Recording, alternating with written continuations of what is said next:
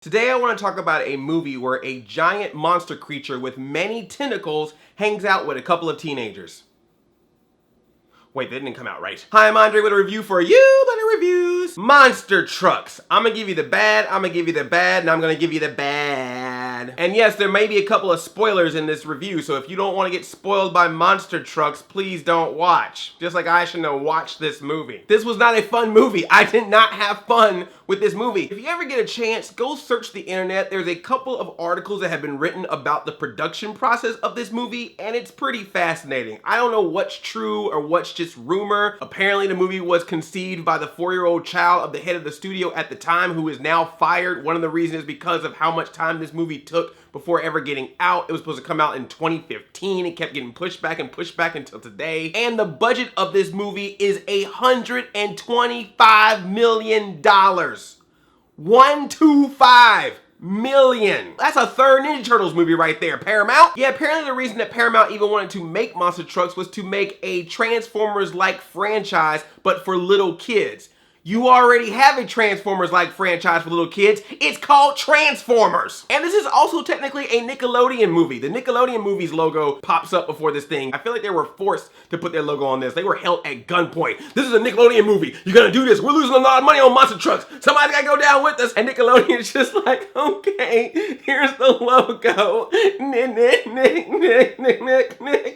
We've dropped so low since Harriet the Spy. But I love this poster, man. That old classic art drawn poster. That poster is badass. So what's Monster Trucks about? It's about a monster that gets inside a truck and makes the truck move. Monster Trucks. Can't you tell this was the idea of a 4-year-old? Lucas Till plays Tripp, and you probably saw him in the trailer and you're thinking, oh, okay, here's this dude that works on cars and he befriends this creature. Oh, he's gonna be like Mark Wahlberg in Transformers Age of Extinction. That's what I thought going into it, but no.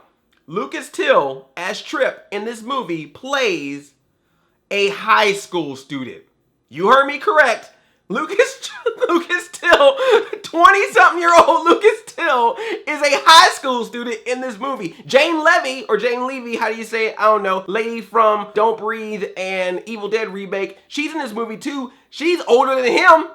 Also, high school student. And look, I grew up on the 80s and 90s movies. I grew up on Clueless. I grew up watching Mighty Morphin Power Rangers. So I am familiar with the Hollywood tactic of casting 20 and 30-year-old people to play teenagers as opposed to actual teenagers because of the whole labor laws. But here's the thing. If you're gonna cast people in their 20s and 30s to play teenagers, usually that means all the extras and background people around them are also usually in their 20s and 30s playing teenagers. But this movie, for some reason, decided, let's have Lucas Till be an adult, play a teenager, but then all the background actors are gonna be actual teenagers. Lucas Till, Tripp, he doesn't have his own car, so he has to ride his bike or he has to ride the bus. So one of the very first scenes in this movie is him on a bus and he's surrounded by other kids on the bus, but all the other kids are actual kids. And Lucas Till is like this big, tall dude, looking like a big friendly giant just up there in this school bus with all these kids. And he's supposed to be a high school student.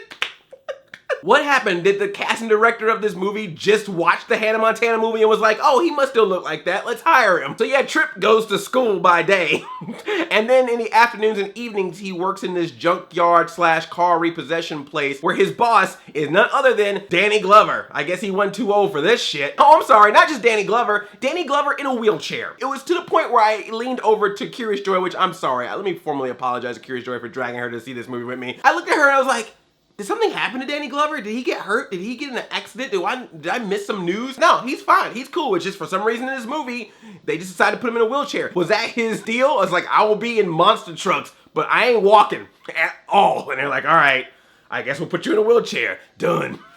Hey kids, I'm Danny Glover. Dang, Danny, I knew you couldn't get a cab in New York, but this is a little extreme right now. Oh, but he's not alone. This movie has an all-star cast. Thomas Lennon from Reno 911 and 17 again. You have him here as Dowd. He's this guy that works for the evil oil company, and he finds these creatures, and they're wanting to get rid of him, so of course he has a heart of gold. He's like, I can't have you destroy these precious weird, ugly looking CGI creature, so I gotta save him. And who is the evil villain? Who is running the giant evil oil company in this movie? Rob Lowe. No, I'm not talking about another actor whose name is spelled a different way and it's pronounced Rob Lowe. I'm talking about that Rob Lowe. Parks and Rec, Rob Lowe. 80s teen heartthrob, Rob Lowe. And not only is he in this movie, but they also decided, you know what you need, Rob Lowe? A really weird country accent. Because you run an oil company, so clearly if you work with oil, you gotta talk like this. Whenever he refers to Thomas Lennon's character as Dowd, it almost sounds like he's saying dad, and it threw me off a couple of times because I was like, what, are you trying to say that Thomas Lennon is Rob Lowe's dad in this movie? I mean, I know Rob Lowe looks good, but come on, let's get real. And then we found out later, no, it was Dowd. That's just Rob Lowe's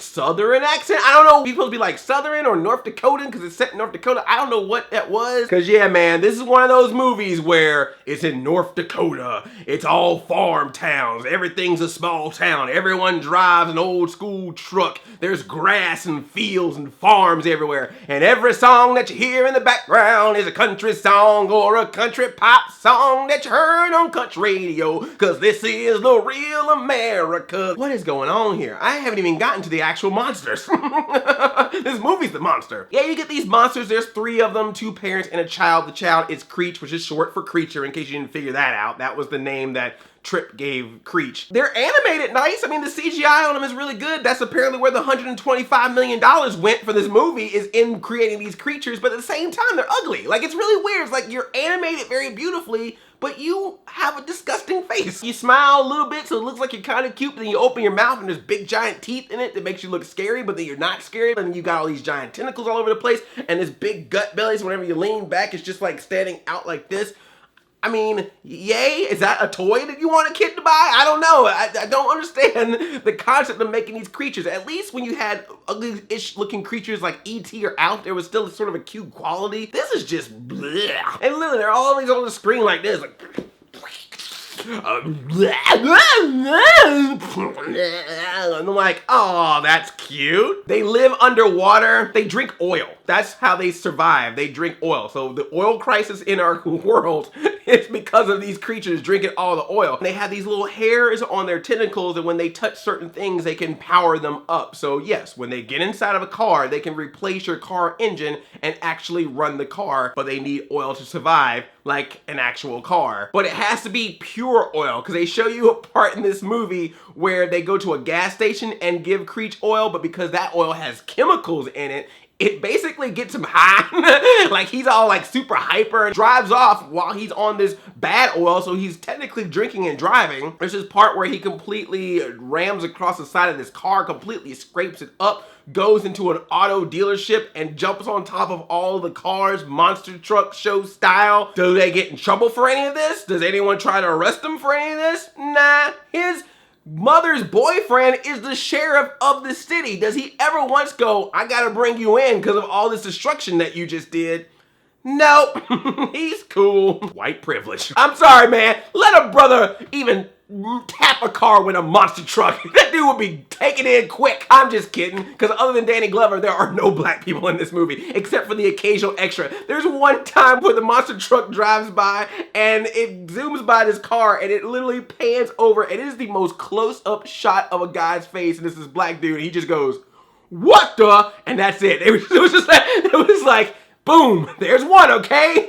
We got Danny Glover and this dude in the car going, what the? Oh, you notice I'm not talking about Jane Levy that much in this movie. Or is it Jane Levy? How do you say it? Which way is it? Jane Levy's part in this movie is just, I have a crush on Tripp. That's the entire motivation of this character the entire time. She's this mousy, kind of nerdy girl, even though she doesn't wear glasses, she doesn't have a ponytail, she looks just as hot as you see her, but yet she's the weird, awkward girl. And then there's parts where they both should pick up weapons to protect themselves, but she just picks up a weapon and hands it to him and then does the whole thing where she's holding onto his arm behind him. She literally does nothing in this movie except this one time she's like, I get to drive a truck, and that's it. My favorite part of her being in this movie is Tripp and her character, who's Meredith, they go see Tripp's dad. And Tripp, of course, goes there in the monster truck. And Tripp's dad's like, oh, is that yours?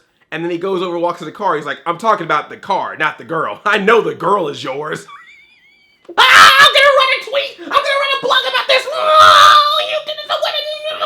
The only good thing that I will say about the movie characters is Tripp's dad. So early in the movie, Tripp talks about how his dad's no longer with him with his mother. So I thought they meant that he was dead. Come to find out, no, he ain't dead. He just got himself a nice job at the oil company and just left his family. And he was working the night when the oil company finds these creatures, right? So he knows what's going on. So when Tripp goes to visit his dad and say, hey, do you know anything about this? Thinking his dad's gonna help him, his dad completely rats him out, sells him out to the henchman that's trying to find this thing so he can get some money. And that was it. And you don't get a reconciliation. They don't become friends again. No, he literally just sold out his son. And I was like, you know what? That's pretty good for you to just admit in this movie that sometimes you can have a parent that's a complete jerk. Life lesson learned. That's the lesson from this movie. Oh, and the henchman in this movie, he is so straight up henchman. He's like, give me that truck. I'll hurt you, kid. I will.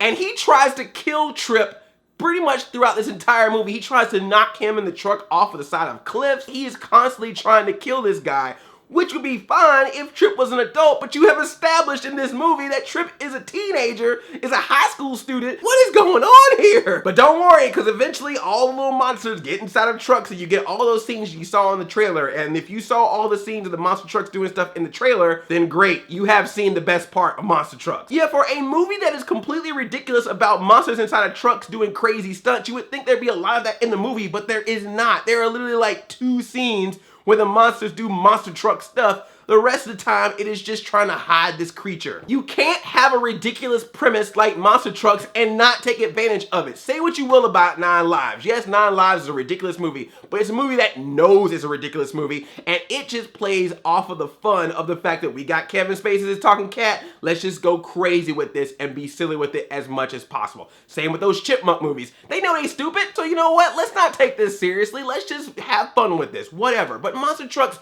never gets to that point. There's never a point where this movie is fun. It is boring. It is so freaking boring. Even when you finally get to the part where the monster trucks are flipping around in slow motion, you're so done with this movie at this point, you're like, I don't care.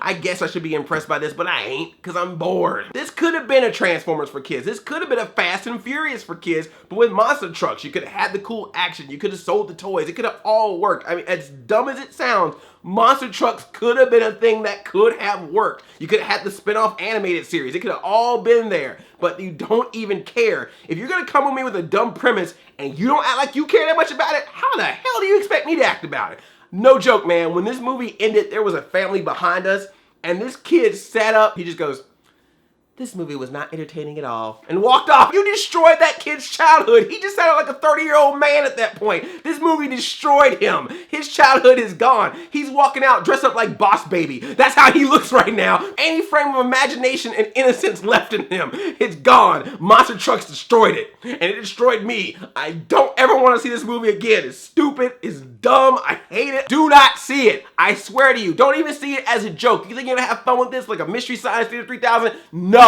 You're not. It's boring. So watch Road Chip, watch 9 Lives, even watch Jim and the Holograms, but do not watch this ever. It is not good. I'm sorry, Lucas Till. I'm sorry, Jane Levy. I'm sorry, Rob Lowe. I'm sorry, Thomas Lennon. I'm sorry to all the animators that had to sit there for hours, probably over a year or so, to make these ugly looking monster things with tentacles. I'm sorry to all of you, because this $125 million should not have been spent making this movie. This should have been spent in another movie or with something to save our world.